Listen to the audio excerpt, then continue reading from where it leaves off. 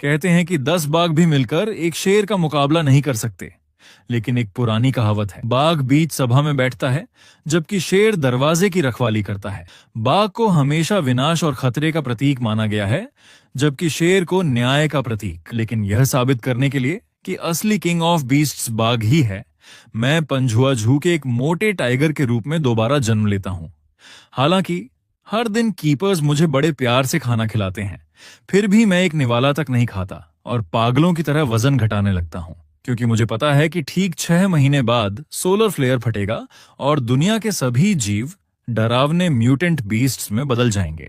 पिछली जिंदगी में जू के अंदर 2 किंग लेवल म्यूटेंट बीस्ट्स पैदा हुए थे। एक क्रोकोडाइल बदलकर स्टिक्स ड्रैगन एलिगेटर बन गया था, जबकि एक चिंपैंजी बदलकर अबोमिनेशन मैंड्रिल बन गया था। बाकी जानवर अपनी म्यूटेशन पूरी भी नहीं कर पाए थे कि वे दोनों उनका भोजन बन गए। अगर मुझे इस जू से जिंदा निकलना है तो मुझे पहले वार करना होगा, इसलिए मुझे उनके म्यूटेट होने से पहले ही उन्हें खत्म करना होगा। आखिर मैं किंग ऑफ बीस्ट्स हूं। म्यूटेशन से पहले ये क्रोकोडाइल और चिंपांजी मेरे सामने कुछ भी नहीं है, लेकिन फिलहाल मेरे सामने एक बहुत बड़ी समस्या है। जू का खाना इतना शानदार है कि मेरा पूरा शरीर चर्बी से भरा हुआ है। मुझे देखकर कहीं से भी किंग ऑफ बीस्ट्स वाली फीलिंग नहीं आती। टाइगर एरिया में सबसे मोटा टाइगर मैं ही हूं। म्यूटेशन में अब सिर्फ 120 दिन बाकी हैं और आज से मेरा वेट लॉस प्लान आधिकारिक रूप से शुरू होता है। Countdown 120 days. Devil training. सुबह 11 बजे कीपर लाओजांग हमेशा की तरह चिकन लेग से भरा एक बड़ा टब लेकर टाइगर माउंटेन में आया। ये मेरी पिछली जिंदगी की सबसे पसंदीदा चीज थी। रसदार और स्वादिष्ट चिकन लेग्स जिन्हें मैं हर बार चट कर जाता था, लेकिन आज नहीं। मैंने अपना सिर घुमा लिया और उनकी तरफ देखा तक नहीं। लाओ झांग हैरान रह गया। उसने टब थोड़ा और मेरी तरफ सरकाया, लेकिन मैं सीधे मुड़कर दूसरी तरफ चला गया। अजीब बात है, आज इसे क्या हो गया? लाओ झांग बड़बड़ाता हुआ वहां से चला गया। मैं लार निगलते हुए अपनी ट्रेनिंग शुरू करता हूं। हालांकि केस बहुत बड़ा नहीं है, लेकिन स्प्रिंट ट्रेनिंग के लिए काफी है। मैं एक छोर से दूसरे छोर तक पूरी रफ्तार से दौड़ता हूं, फिर तुरंत मुड़कर वापस दौड़ता हूं, बार बार, लगातार। मेरे शरीर की चर्बी हर कदम पर हिलती है। हर कदम बेहद भारी महसूस होता है, लेकिन मैं दांत भींचकर जारी रखता हूं। दौड़ने के बाद मैं आर्टिफिशियल ट्री पर चढ़ने की कोशिश करता हूं। अपने अगले पंजों से तने को पकड़कर खुद को ऊपर खींचता हूं। मेरी वर्तमान हालत में यह किसी यातना से कम नहीं है। धीरे धीरे देखने वाले पर्यटकों की भीड़ बढ़ने लगती है। ओह माय गॉड, ये पेड़ पर भी चढ़ सकता है? क्या ये डाइट कर रहा है? कितना क्यूट है, जल्दी वीडियो बनाओ। लेकिन मुझे इंसानों की राय से कोई फर्क नहीं पड़ता। ट्रेनिंग के दौरान मेरी नजर बाड़े के पार 2 टारगेट्स पर टिक जाती है। पहला टारगेट है रेप्टाइल हाउस का, वह सॉल्ट वाटर क्रोकोडाइल। उसकी लंबाई लगभग 5 मीटर है। वह पूरा दिन नकली चट्टानों पर धूप सेंकते हुए पड़ा रहता है। पिछली जिंदगी में वही म्यूटेट होकर स्टिक्स ड्रैगन एलिगेटर बना था। उसके स्केल्स लोहे जितने कठोर हो गए थे और उसने एक ही काट में 3 म्यूटेंट वुल्व्स को मार डाला था। वह मेरा सबसे बड़ा खतरा है और उसे सबसे पहले मरना होगा। दूसरा टारगेट है प्राइमेट एरिया का ब्लैक चिंपैंजी। अभी वह सिर्फ पर्यटकों से बनाना मांगता है, लेकिन म्यूटेशन के बाद वही अबोमिनेशन मैंड्रिल बनेगा। उसकी ताकत असीम होगी और उसका दिमाग भी बेहद खतरनाक होगा। पिछली जिंदगी में उसी ने पूरे बर्ड एरिया का सफाया कर दिया था। इन दोनों जानवरों को उनके म्यूटेट होने से पहले खत्म करना ही होगा। मैं मन ही मन गिनती करता हूं। अब अपोकलिप्स में सिर्फ 99 दिन बचे हैं। शाम तक मैं इतना थक चुका हूं कि जमीन पर लेटकर हाँफ रहा हूं, लेकिन मेरे दिल में संतोष है। जब तक मैं इसी तरह मेहनत करता रहूंगा, मैं फिर से एक असली टाइगर बन जाऊंगा। अगले 30 दिनों में मैंने खुद को हद से ज्यादा धकेल दिया। हर दिन सूरज निकलने से पहले ट्रेनिंग शुरू होती। स्प्रिंट सेट्स 100 से बढ़कर 500 हो गई।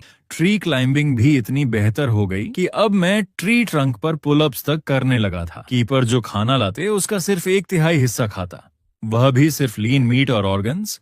बाकी सारे चिकन लेग्स पूरी तरह इग्नोर कर देता। लाओ झांग बेहद परेशान हो गया। उसे लगा मैं बीमार हूं। उसने वेटेरिनरियन तक बुला लिया, लेकिन जांच में कोई बीमारी नहीं निकली। वेट स्केल पर नंबर तेजी से गिरने लगे। 320 जिन से 300 जिन, फिर 280 जिन। मेरे पेट की चर्बी गायब हो गई। मसल लाइंस दोबारा दिखाई देने लगी।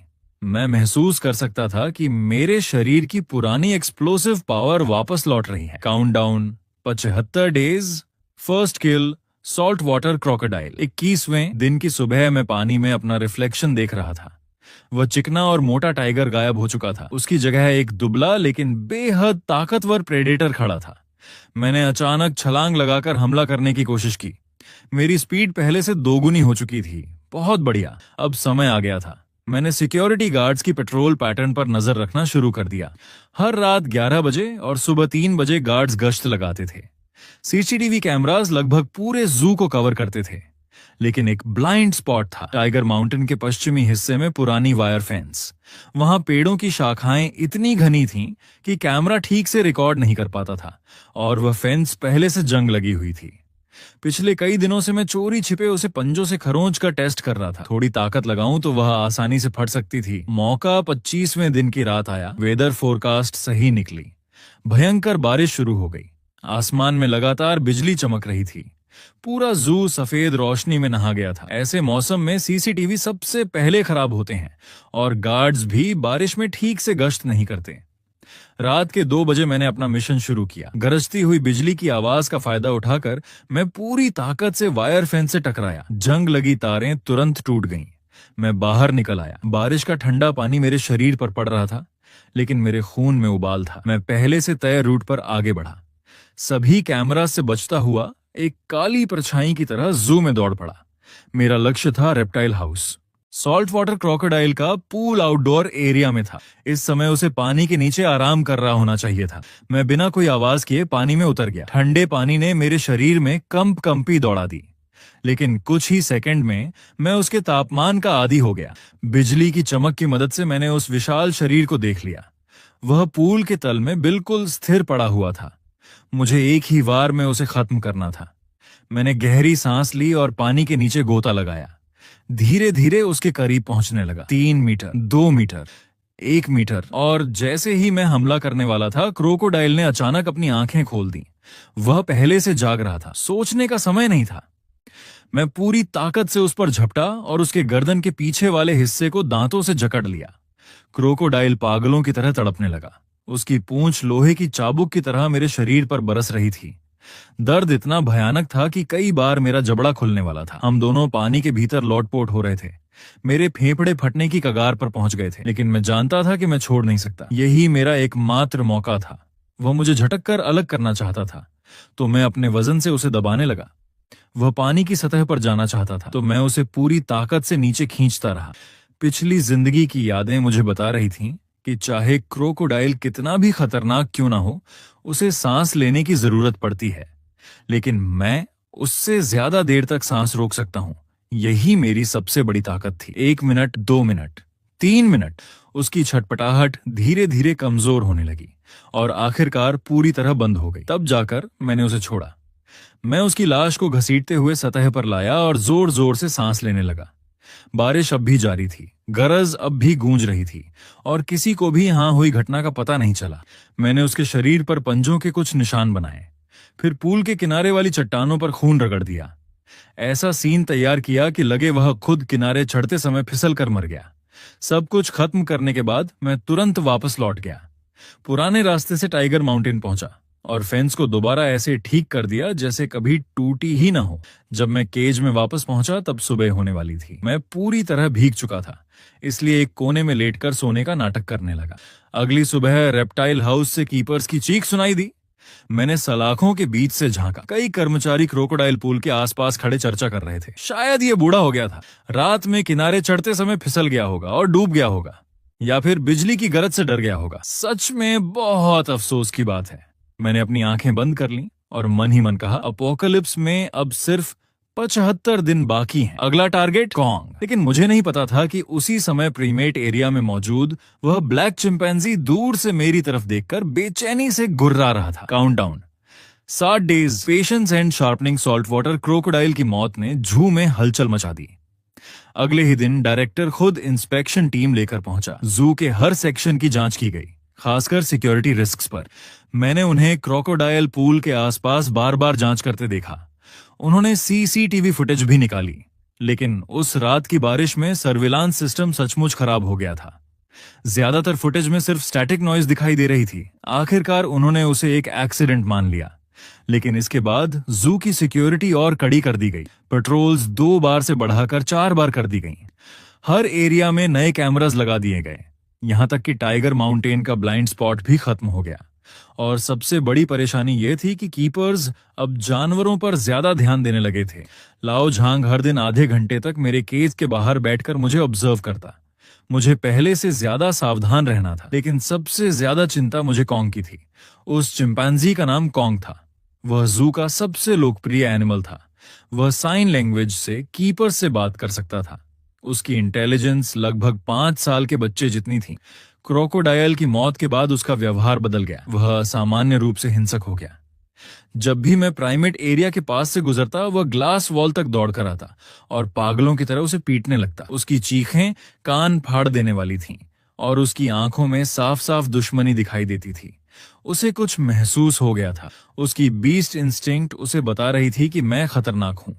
ये बहुत बुरी बात थी। अगर वह ऐसे ही करता रहा तो जल्द ही इंसानों का ध्यान मेरी तरफ आ जाएगा। मुझे सभी को यह विश्वास दिलाना था कि मैं बस एक साधारण टाइगर हूं, निर्दोष, कमजोर और बिल्कुल भी खतरनाक नहीं। इसलिए मैंने एक्टिंग शुरू कर दी। मैंने खाना कम कर दिया और पूरा दिन केज के कोने में पड़ा रहता। लाओजांग घबरा गया। उसने तुरंत वेटरिनेरियन बुलाया।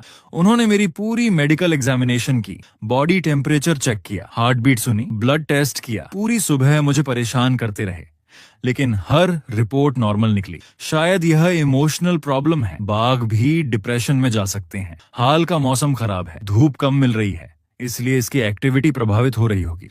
मैंने भी पूरा साथ दिया, कमजोर होने का नाटक किया, ऐसा दिखाया कि खड़ा होना भी मुश्किल है। लाओजांग को मुझ पर बहुत दया आने लगी। उसने मेरे लिए सबसे बढ़िया बीफ मंगवाया और केज में नए टॉयज भी रखवाए। मैंने सिर्फ दिखावे के लिए कुछ कौर खाए, फिर दोबारा बीमार बनने लगा। यह योजना शानदार तरीके से काम कर गई। 1 हफ्ते बाद पूरे जू को यकीन हो गया कि मैं सिर्फ सीजनल डिप्रेशन का शिकार हूं। यहां तक कि डायरेक्टर ने भी मुझ में दिलचस्पी लेना बंद कर दिया। मॉनिटरिंग रूम के गार्ड्स भी मेरी फीड देखते और तुरंत आगे बढ़ जाते। लेकिन सिर्फ मैं जानता था कि हर रात वास्तव में क्या होता था। रात के 3 बजे जैसे ही पेट्रोल गार्ड वहां से गुजरता, मैं तुरंत अपनी नकली नींद से जाग जाता। केज के एक कोने में जाता जहां एक खुरदुरी सीमेंट वॉल थी। मैं अपना दायां पंजा उस पर रगड़ना शुरू करता। चिर चिर मेरे नाखून सीमेंट से टकराकर तीखी आवाज पैदा करते। मैं तब तक रगड़ता रहता जब तक पंजे चाकू जितने तेज न हो जाए। दायां पंजा, बायां पंजा, पिछले पंजे, हर पंजा सबसे ज्यादा धारदार होना चाहिए। पंजे तेज करने के बाद मैं अटैक ट्रेनिंग शुरू करता। हवा में बार बार हमला करने की प्रैक्टिस करता। परफेक्ट एंगल खोजता। सबसे घातक बाइट पोजीशन की गणना करता। क्योंकि कॉन्ग क्रोकोडाइल नहीं था, वह तेज था, ताकतवर था और सबसे महत्वपूर्ण, वह बुद्धिमान था। मुझे उसे एक ही वार में खत्म करना होगा। उसे पलटवार का कोई मौका नहीं देना था। दिन में बीमार बनने का नाटक, रात में नरक जैसी ट्रेनिंग। मैंने खुद को पूरी तरह लिमिट तक धकेल दिया। अपोकैलिप्स में अब सिर्फ 60 दिन बाकी थे। उस दिन शाम को मैं हमेशा की तरह केज में लेटा हुआ सोने का नाटक कर रहा था। तभी अचानक प्राइमेट एरिया से भारी हंगामा सुनाई दिया। कॉन्ग पागल हो चुका था। उसने ग्लास वॉल पर लगी डेकोरेशन तोड़ दी थी, टायर टॉयज को टुकड़े टुकड़े कर दिया था, यहां तक कि उसे शांत करने आए कीपर पर भी हमला कर दिया था। यह दिन ब दिन ज्यादा हिंसक होता जा रहा है। क्या यह भी बीमार हो गया है? इसे फिलहाल आइसोलेशन में रखो और विजिटर्स को इससे दूर रखो। मैंने सलाखों के बीच से उसकी तरफ देखा। उसी समय कॉन्ग की नजर भी मुझ पर पड़ी। हम दोनों के बीच सैकड़ों मीटर की दूरी थी। फिर भी उसने अपने दांत दिखाए और मेरी तरफ देखकर गहरी गुर्राहट निकाली। ये चुनौती थी, युद्ध का निमंत्रण। मैंने भी अपनी आंखें सिकोड़ लीं और अपने नुकीले दांत दिखा दिए। आजा, मैं तेरा इंतजार कर रहा हूं, लेकिन अभी नहीं, उस समय तक नहीं, जब तक मैं पूरी तरह तैयार ना हो जाऊं। रात होते ही मैं फिर अपने पंजे तेज करने लगा। सीमेंट वॉल पर अब गहरे निशान बन चुके थे और चांदनी में मेरे पंजों की धार ठंडी चमक बिखेर रही थी। Countdown, 3 days, prison break. उसी समय जू के ब्रॉडकास्ट सिस्टम से इमरजेंसी अनाउंसमेंट सुनाई दी।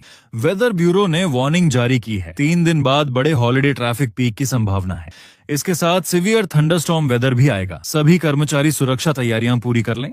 मैंने अपने पंजे रोक दिए। दिल की धड़कन तेज हो गई। मौका आ चुका था। 3 दिन पलक झपकते गुजर गए। इस दौरान मैंने लगातार टेरेन का अध्ययन किया। टाइगर माउंटेन से प्राइमेट एरिया तक पहुंचने का सबसे छोटा रास्ता सेंट्रल प्लाजा से होकर जाता था, लेकिन वहां कैमरा सबसे ज्यादा थे। दूसरा रास्ता मंकी माउंटेन के पीछे से घूमकर जाता था।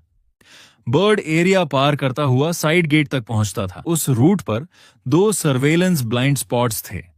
अगर मेरी स्पीड काफी तेज रही तो पकड़े जाने से पहले मैं वहां पहुंच सकता था। हॉलिडे के दिन जू लोगों से खचाखच भरा हुआ था। सुबह 10 बजे तक विजिटर्स की संख्या 5000 पार कर चुकी थी।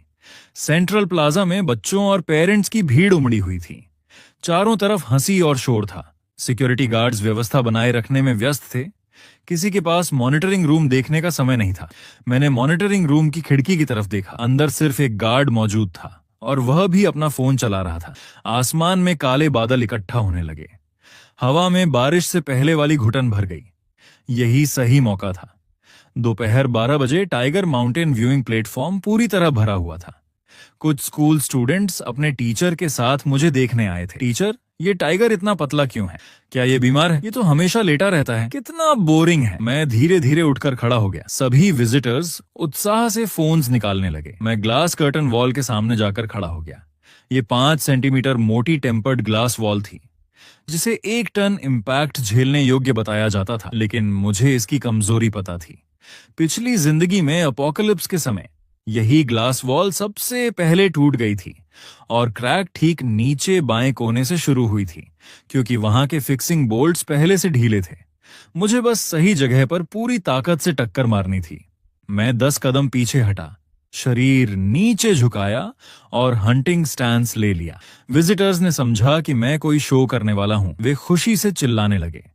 टीचर ने बच्चों को पीछे हटने को कहा, लेकिन किसी ने उसकी बात नहीं सुनी। मैंने गहरी सांस ली।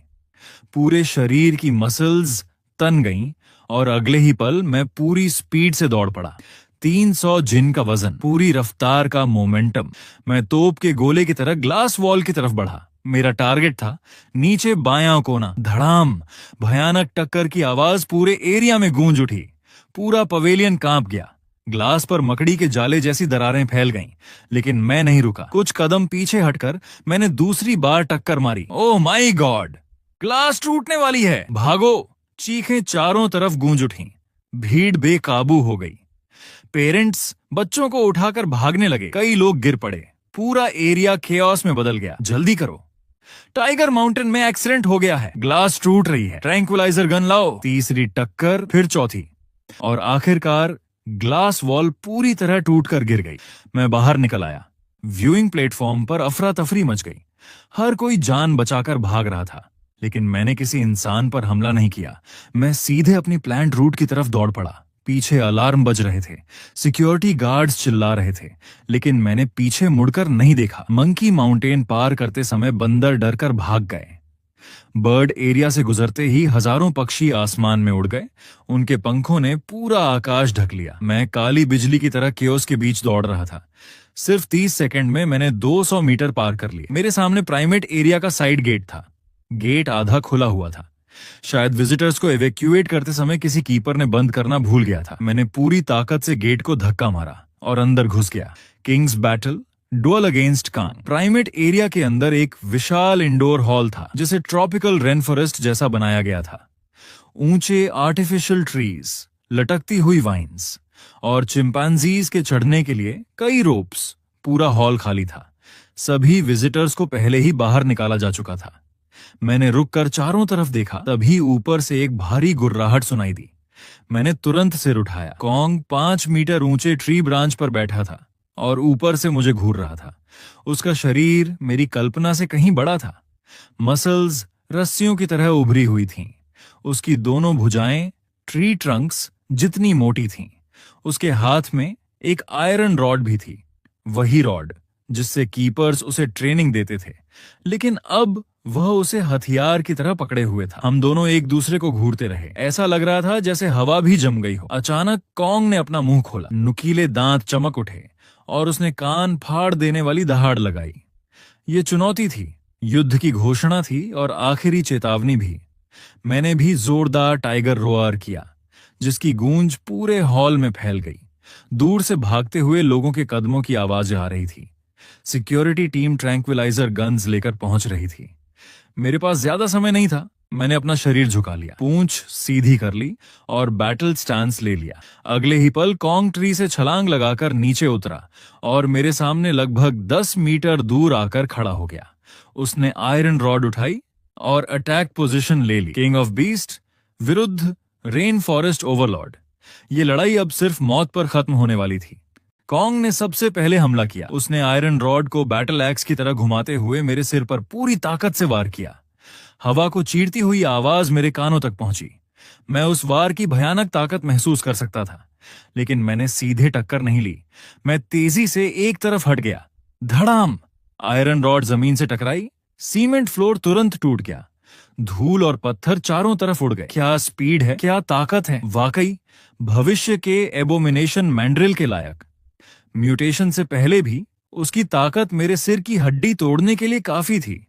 मैं एक भी वार नहीं खा सकता था, एक भी नहीं। कॉन्ग बिना रुके दोबारा हमला करने लगा। उसने आयरन रॉड को घुमाकर साइड स्वीप अटैक किया। मैं झुककर बच गया।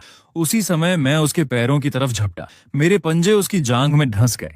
मांस फट गया, खून बहने लगा। कॉन्ग दर्द से गरजा और तुरंत पलटकर आयरन रॉड मेरी पीठ पर दे मारी। खतरे का एहसास होते ही मैं जमीन पर लुढ़क गया। रॉड मेरे शरीर को छूते हुए निकल गई। कुछ टाइगर फर हवा में उड़ गए। बस थोड़ी सी देर और मैं खत्म हो जाता। ये पूरी तरह क्लोज कॉम्बैट बैटल थी। यहां कोई चालाकी काम नहीं आने वाली थी। अचानक कांग ने आयरन रॉड फेंक दी। उसे समझ आ गया था कि इतने पास की लड़ाई में हथियार बोझ बन चुका है। उसने दोनों हाथ फैलाए। उसकी छाती की मोटी मसल्स उभर आईं। ये उसका सबसे मजबूत डिफेंस था। वह सबसे आदिम तरीके से मेरे साथ लाइफ एंड डेथ बैटल लड़ना चाहता था। मैं उसके चारों ओर घूमने लगा, कमजोरी खोजने लगा। कॉन्ग भी घूम रहा था, हमेशा अपनी फ्रंट साइड मेरी तरफ रखता। उसकी आंखों में इंटेलिजेंस चमक रही थी। वह कोई साधारण जानवर नहीं था। वह सोच सकता था, निर्णय ले सकता था और मेरी हर चाल का अनुमान लगा सकता था। करीब 10 सेकंड तक हम दोनों एक दूसरे को परखते रहे। फिर अचानक मैं स्पीड बढ़ाकर उसकी बाईं तरफ झपटा। कांग तुरंत मुड़ा और डिफेंस पोजीशन ले ली। लेकिन यही मेरी योजना थी। मैंने बीच में ही रुककर दिशा बदल दी और दाईं तरफ से उस पर टूट पड़ा। इस बार मेरे दांत उसके कंधे में धंस गए। कॉन्ग दर्द से चीख उठा। उसने दोनों हाथों से मेरी गर्दन पकड़ ली और मुझे अलग करने की कोशिश करने लगा।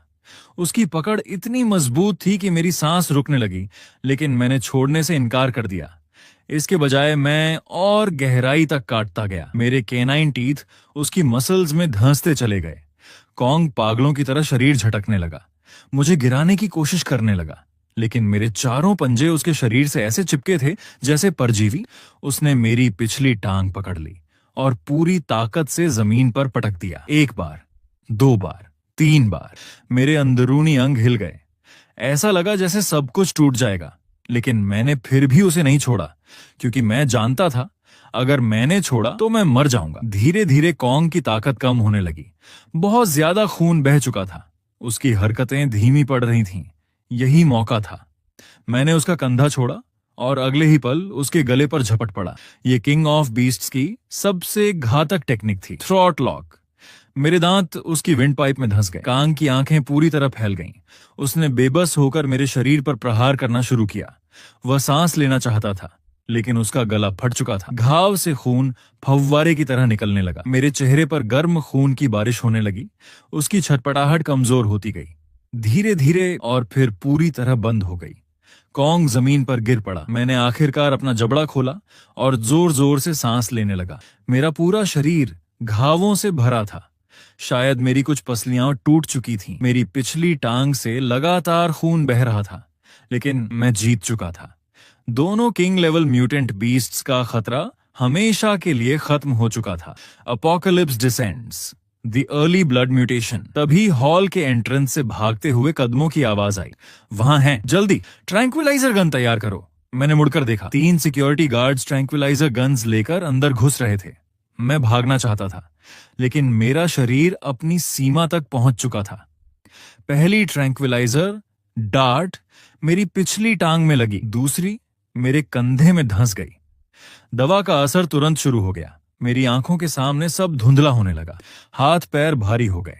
मैं लड़खड़ाते हुए खड़ा होने की कोशिश करता रहा, लेकिन आखिरकार जमीन पर गिर पड़ा। मेरी चेतना धीरे धीरे मिटने लगी। आखिरी ताकत जुटाकर मैंने सिर उठाया और ग्लास स्काईलाइट के पार आसमान की तरफ देखा। उसी क्षण मैंने कुछ ऐसा देखा जो नहीं होना चाहिए था। क्षितिज पर एक अजीब लाल रोशनी उभर रही थी। वह सनसेट नहीं था, न ही कोई बादलों की आग। वह एक ऐसी ब्लड रेड लाइट थी जिसे मैंने पहले कभी नहीं देखा था। ऐसा लग रहा था जैसे पूरा आसमान खून बहा रहा हो। नहीं, ये गलत है, ये नहीं होना चाहिए। अपोकलिप्स में अभी 50 से ज्यादा दिन बाकी थे। सोलर फ्लेयर अभी कैसे फट सकता है? क्या मैंने इतिहास बदल दिया? क्या टाइमलाइन बदल गई? ब्लड रेड लाइट और भी तेज होती गई। धीरे धीरे पूरा आसमान लाल हो गया। मैं भागना चाहता था, लेकिन ट्रैंक्विलाइजर ने मेरे शरीर को पूरी तरह जकड़ लिया था।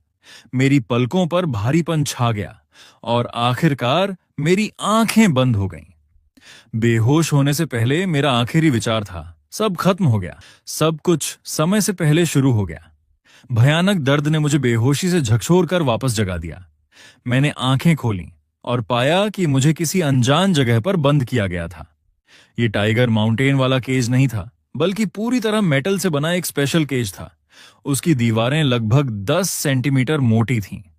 ये जू का आइसोलेशन एरिया था, खतरनाक एनिमल्स को रखने की जगह। मैं खड़े होने की कोशिश करता हूं, लेकिन शरीर की हर हड्डी दर्द से कराह उठती है। कॉन्ग के साथ हुई लड़ाई की कीमत बहुत भारी थी। मेरी 3 पसलियां टूट चुकी थीं। बाईं आंख इतनी सूज गई थी कि मुश्किल से खुल रही थी। पिछली टांग का घाव अब भी खून रिसा रहा था। लेकिन सबसे बुरी बात कुछ और थी। खिड़की के बाहर पूरा आसमान ब्लड रेड हो चुका था। वह साधारण लाल रंग नहीं था, वह ऐसा क्रिम्सन कलर था जिसे देखकर दिल कांप जाए, जैसे पूरा आकाश जल रहा हो। हवा में जली हुई धातु जैसी गंध फैली हुई थी और तापमान लगातार बढ़ रहा था। बाहर से लगातार कैओस की आवाजें आ रही थीं, अलार्म, चीखें और जानवरों की भयभीत दहाड़ें। सोलर फ्लेयर सचमुच फट चुका था और पिछली जिंदगी की तुलना में 50 दिन पहले मैंने आयरन बार्स के बीच से बाहर झांका। पूरा जू नरक बन चुका था। सिक्योरिटी गार्ड्स विजिटर्स को बाहर निकालने की कोशिश कर रहे थे, लेकिन कई लोग पहले ही जमीन पर गिर चुके थे। उनके शरीर में अजीब बदलाव शुरू हो चुके थे। कुछ लोगों की त्वचा पर स्केल्स उग आए थे, कुछ के हाथ पंजों में बदल रहे थे। म्यूटेशन शुरू हो चुका था। तभी मेरे शरीर में भी बदलाव शुरू हुआ। पेट के अंदर से एक जलती हुई ऊर्जा उठी। ऐसा लगा जैसे पिघला हुआ लावा मेरी नसों में दौड़ रहा हो।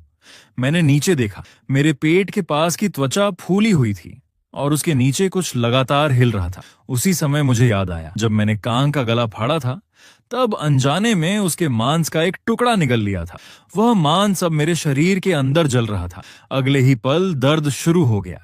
मेरी हड्डियां टूटने लगीं, फिर दोबारा जुड़ने लगीं। हर हड्डी से लगातार कड़क कड़क की आवाज आ रही थी। मैं दर्द से जमीन पर लौटने लगा। मेरे पंजे मेटल फ्लोर पर खरोंचे छोड़ रहे थे। फिर मेरा फर झड़ने लगा, बड़े बड़े गुच्छों में।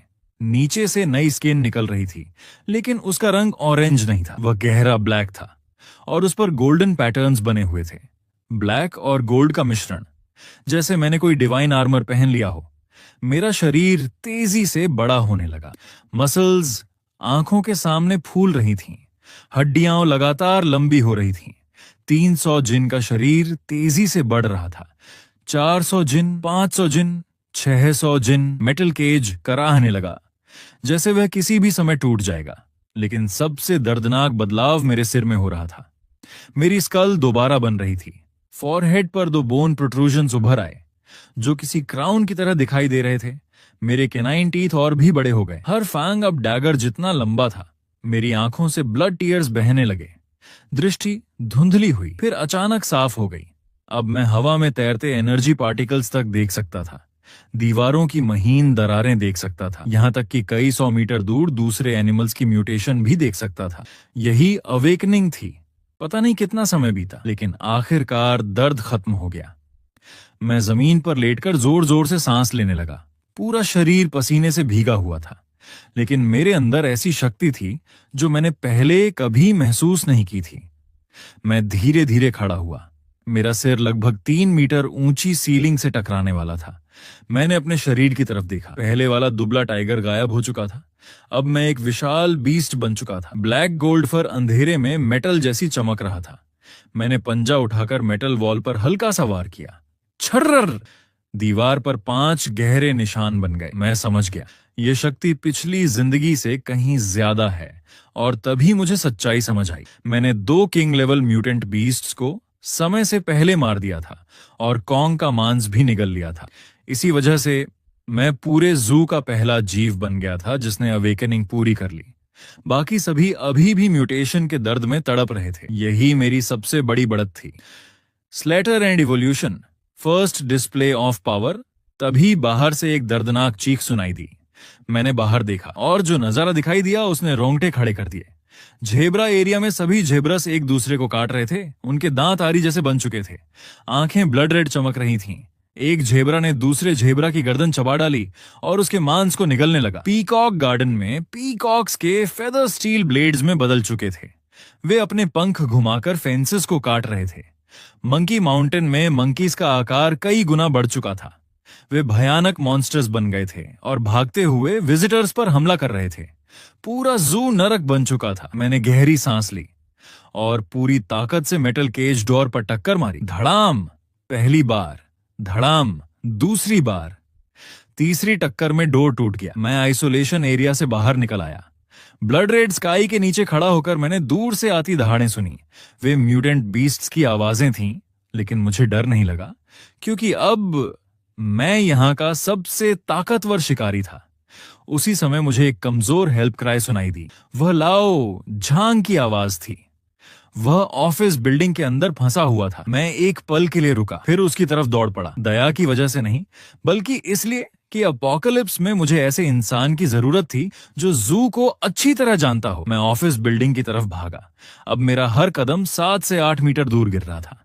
अवेकेंड बॉडी इतनी ताकतवर थी कि जमीन कांप रही थी। जहां भी मेरा पंजा पड़ता वहां गहरा निशान बन जाता। रास्ते में हर तरफ लाशें बिखरी थीं। विजिटर्स, सिक्योरिटी गार्ड्स और आधे म्यूटेटेड ह्यूमंस।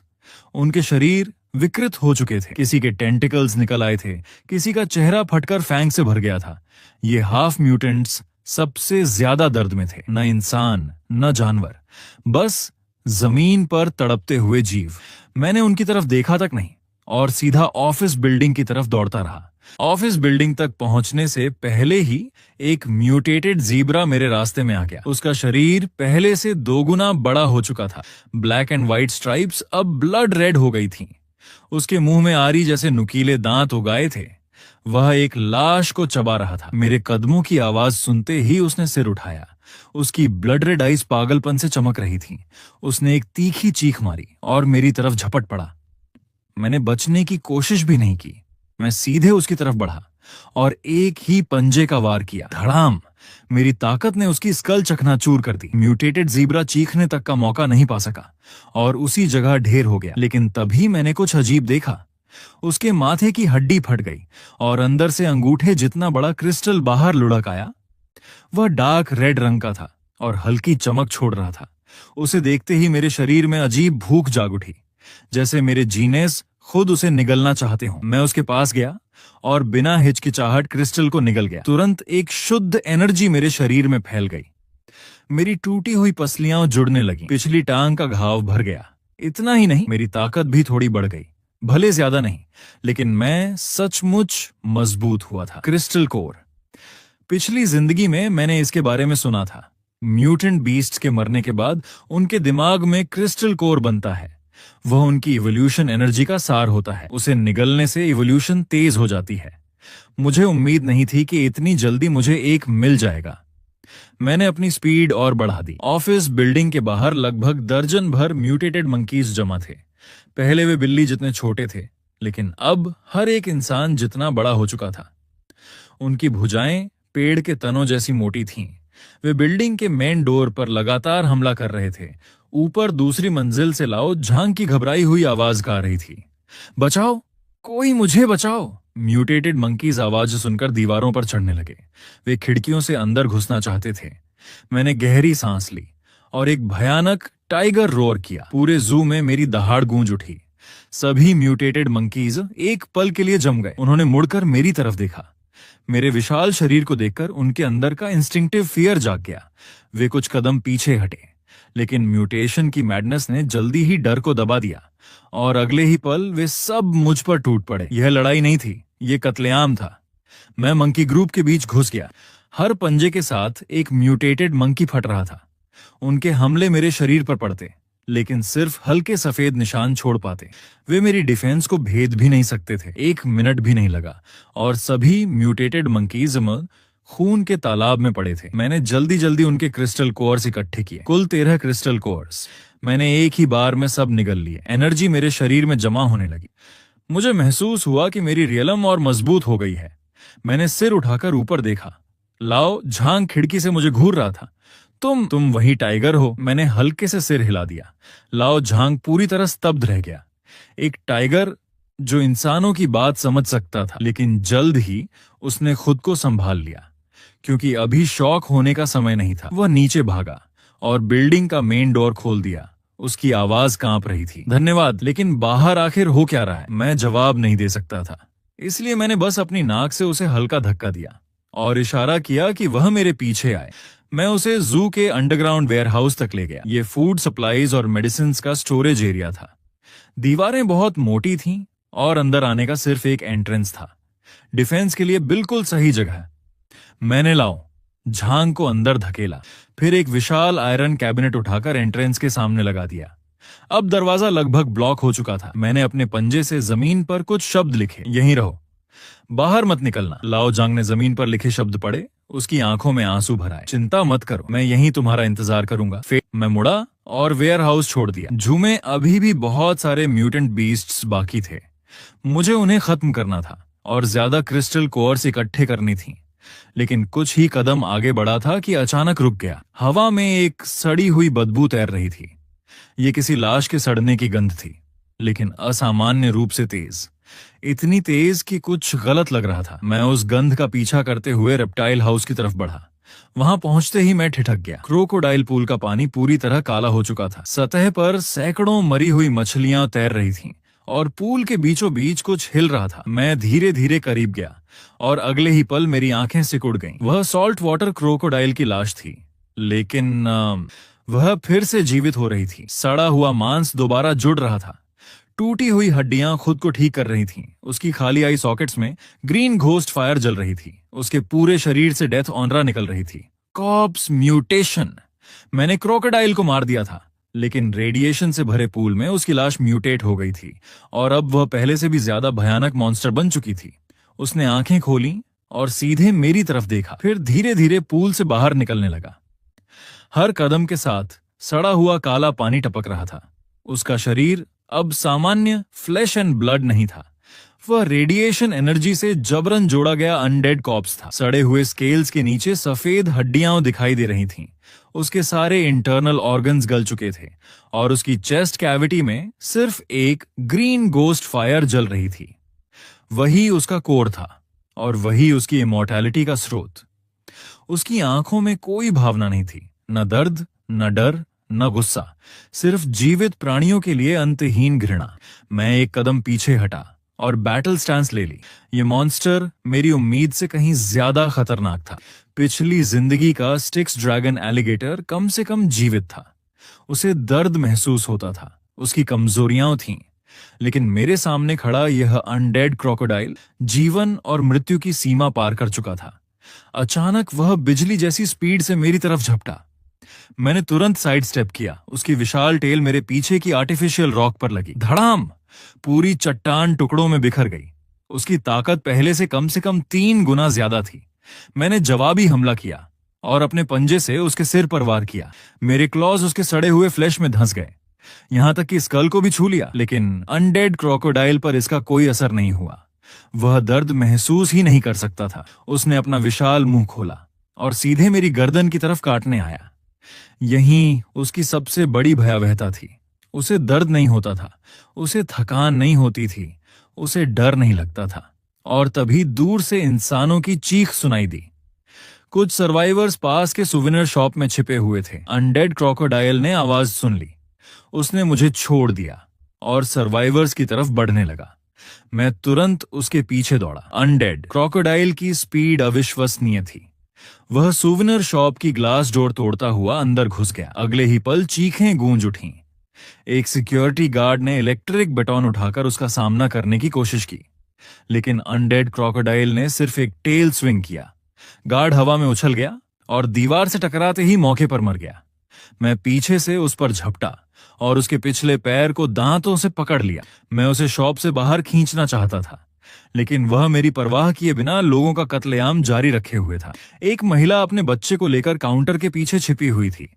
अनडेड क्रोकोडाइल ने एक ही पंजे से पूरा काउंटर पलट दिया और अपना विशाल मुंह खोल दिया। मैंने तुरंत उसका पिछला पैर छोड़ा और उसकी टेल को दांतों से पकड़ लिया, फिर पूरी ताकत से पीछे खींचा। आखिरकार मैं उसे शॉप से बाहर निकालने में सफल हो गया, लेकिन अगले ही पल उसने डेथ रोल शुरू कर दिया। मैं भी उसके साथ जमीन पर कई बार लुढ़क गया। 3 डस्टबिन टूट गए, तब जाकर मैं उससे अलग हो पाया। इस बीच बचे हुए सर्वाइवर्स भागने में सफल हो गए, लेकिन तब तक 5 लोग उसकी वजह से मर चुके थे। मैं खड़ा हुआ, पूरा शरीर घावों से भर चुका था। अनडेड क्रोकोडाइल भी मेरी तरफ मुड़ा। उसके शरीर पर दर्जनों गहरे घाव थे, लेकिन एक बूंद खून नहीं निकल रही थी। उन घावों के अंदर सिर्फ सड़ा हुआ काला मांस और रेंगते हुए कीड़े दिखाई दे रहे थे। वह खून नहीं बहाता था, दर्द महसूस नहीं करता था, थकता भी नहीं था। वह पिछली जिंदगी के स्टिक्स ड्रैगन एलिगेटर से 100 गुना ज्यादा खतरनाक था। अनडेड क्रोकोडाइल फिर मेरी तरफ झपटा। इस बार उसने बाइट अटैक नहीं किया। उसने टेल को हथियार की तरह इस्तेमाल करना शुरू कर दिया। हर बार हवा को चीर रहा था। मैं लगातार बचता रहा, लेकिन फिर भी 2 बार उसकी टेल मुझसे टकरा गई। मेरी पसलियों में भयानक दर्द उठा। ऐसे लड़ते रहे तो मैं जरूर हार जाऊंगा। मुझे उसकी कमजोरी ढूंढनी होगी। मैंने ध्यान से उसका शरीर देखना शुरू किया और जल्दी ही एक चीज समझ में आ गई। हर बार जब वह अटैक करता था, उसकी चेस्ट के अंदर जल रही ग्रीन गोस्ट फायर और ज्यादा चमकने लगती थी। यही उसका एनर्जी कोर था। अगर मैं उस गोस्ट फायर को नष्ट कर दूं तो वह हमेशा के लिए मर जाएगा। लेकिन समस्या ये थी कि उसकी चेस्ट मोटी हड्डियों से ढकी हुई थी। मेरे क्लॉज अंदर तक नहीं पहुंच सकते थे और उसकी स्पीड इतनी ज्यादा थी कि मुझे पास आने का मौका भी नहीं मिल रहा था। उसी समय अनडेड क्रोकोडाइल अचानक रुक गया। उसने हवा को सूंघा, फिर एक दिशा में मुड़ गया। मेरा चेहरा बदल गया।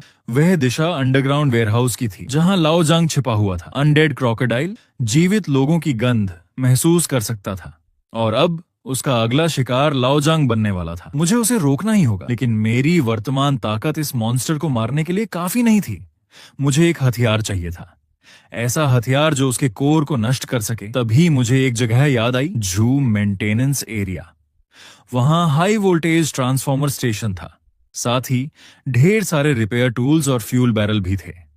अगर मैं उसे वहां तक ले जाऊं तो शायद बिजली और विस्फोट की मदद से उसका कोर नष्ट कर सकता हूं, लेकिन यह बेहद खतरनाक था। एक छोटी सी गलती और मैं भी उसके साथ मर जाऊंगा।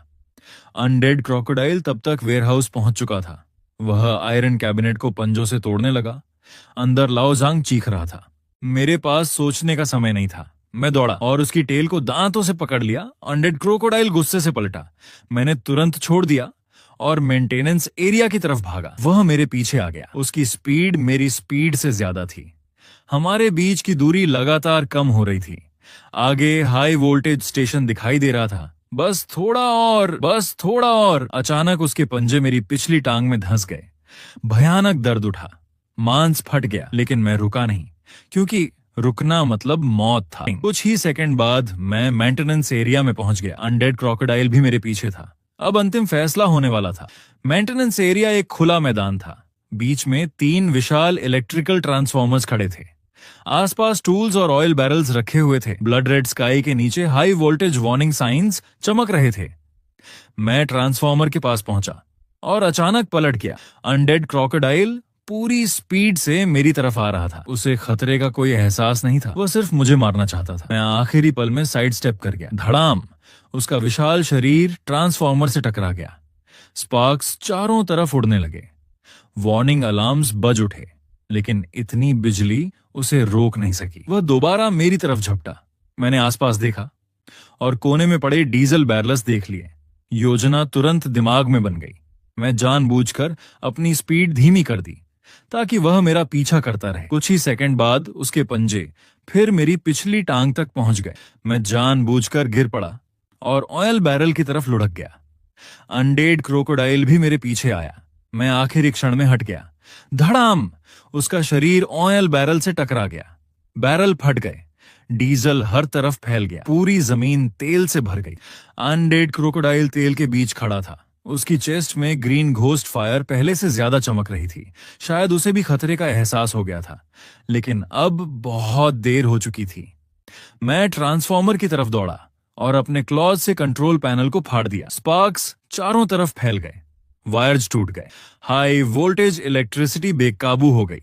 एक इलेक्ट्रिक आर्क तेल तक पहुंची और अगले ही पल धड़ाम!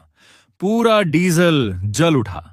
आग की लपटों ने अनडेड क्रोकोडाइल को घेर लिया, लेकिन जैसा मैंने सोचा था, आग उसे नहीं मार सकी। उसका शरीर पहले ही सड़ चुका था।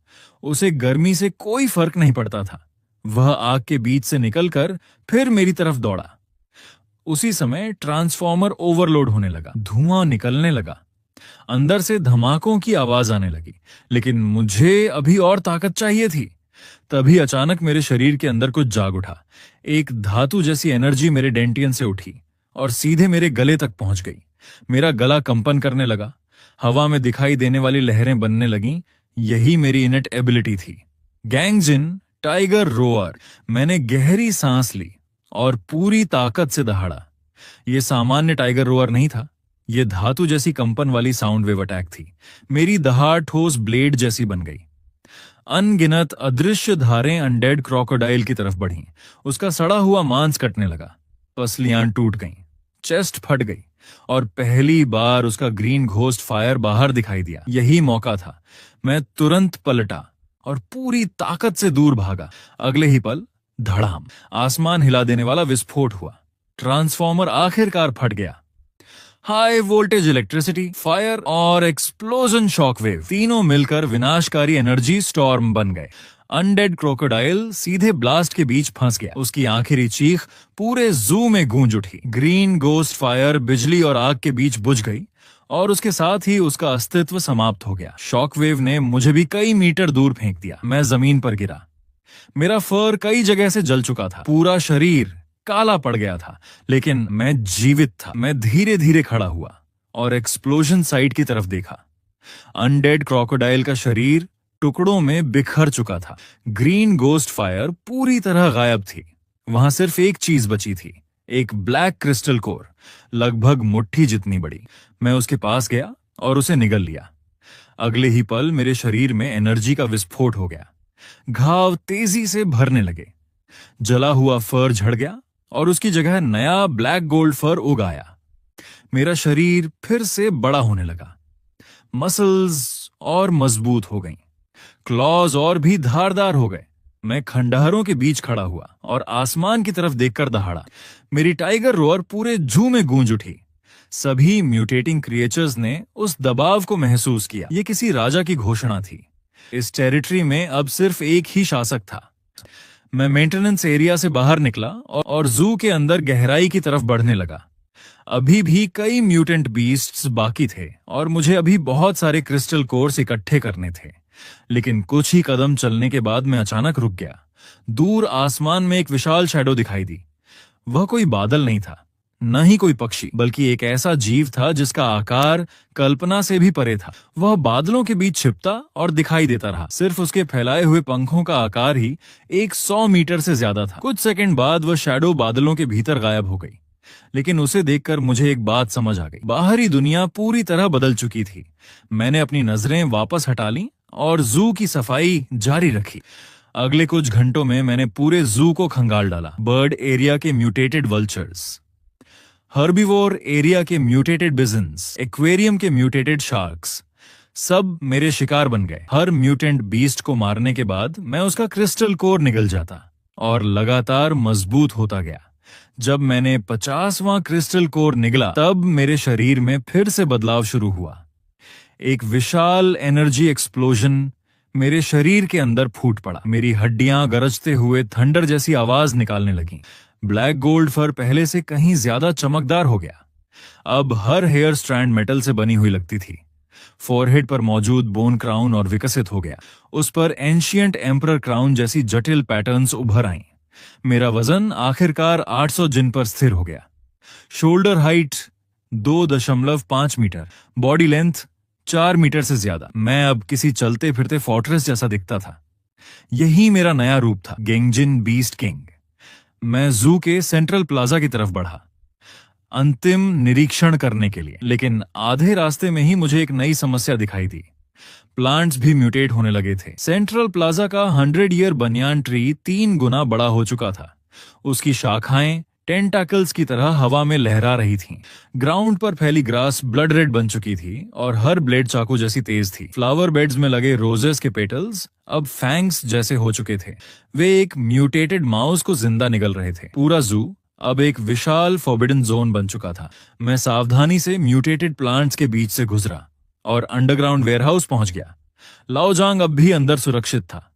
मेरे कदमों की आवाज सुनकर उसने डोर थोड़ा खोला। पुराने दोस्त, क्या तुम फिर से इवोल्यूशन कर गए? उसकी आंखों में जटिल भावनाएं थीं। मैंने हल्के से सिर हिलाया, फिर अपने क्लॉथ से जमीन पर कुछ शब्द लिखे। मैं जा रहा हूं। लाओ झांग कुछ देर चुप रहा, फिर उसने गहरी सांस ली।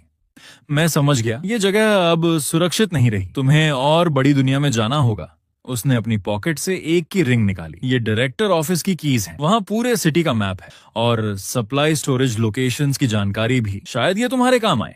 मैंने कीज मुंह में दबा ली और आखिरी बार उसकी तरफ देखा। लाओ झांग मुस्कुराया। अगर कभी इंसान फिर से सिविलाइजेशन बना पाए तो मैं उन्हें बताऊंगा कि एक टाइगर ने हमारी रक्षा की थी। मैं बिना कुछ कहे मुड़ गया। डायरेक्टर ऑफिस पहुंचा, कीज से डोर खोला। अंदर पूरे पनजी हुआ सिटी का डिटेल्ड मैप मौजूद था। उसमें military bases, hospitals, food warehouses और कई महत्वपूर्ण लोकेशंस मार्क थीं। मैंने पूरा मैप याद कर लिया, फिर ऑफिस छोड़ दिया। जू की सबसे ऊंची जगह पर खड़े होकर मैंने चारों तरफ देखा। कभी हंसी से भरा अम्यूजमेंट एरिया अब खंडहर बन चुका था। कभी शांत रहने वाले एनिमल्स या तो मर चुके थे या मॉन्स्टर्स बन चुके थे। ये वही जगह थी जहां मैंने रीबर्थ लिया था और ये मेरा पहला बैटलफील्ड भी था। अब मैंने इसे पूरी तरह जीत लिया था, लेकिन ये सिर्फ शुरुआत थी। जू की वॉल्स के बाहर मुझे और भी भयानक ऑराज महसूस हो रही थीं।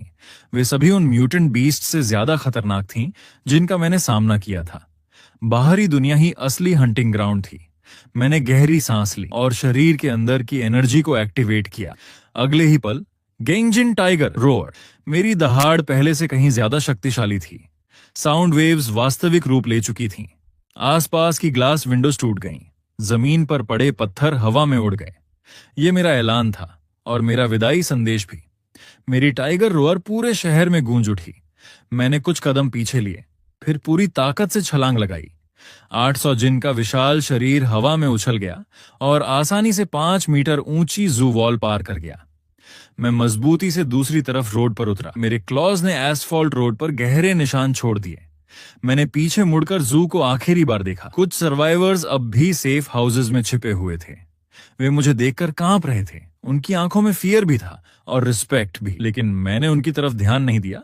मैं शहर की गहराइयों की तरफ चल पड़ा। सड़कों पर हर तरफ छोड़ी हुई कार्स पड़ी थीं। बिल्डिंग्स पर म्यूटेटेड वाइन्स चढ़ चुकी थीं।